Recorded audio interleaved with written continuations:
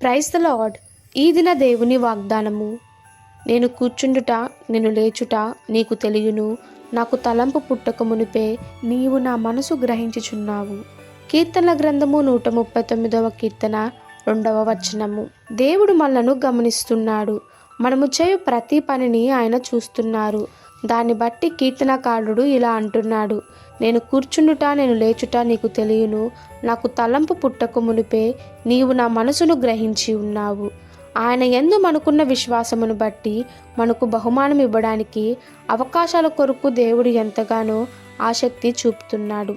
ఇదిగో త్వరగా వచ్చుచున్నాను, వాని క్రియలు చొప్పున ప్రతి వానికిచ్చుటకు నేను సిద్ధపరిచిన జీతము నా యొద్ద ఉన్నది అని ప్రభు చెప్తున్నారు.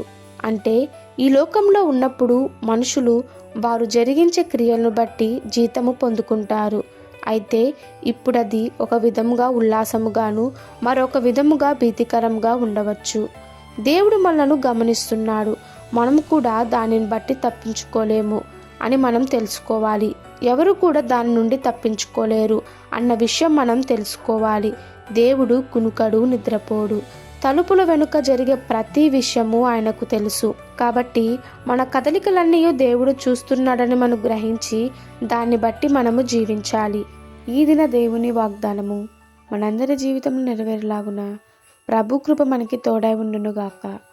ఆమెన్. God bless you.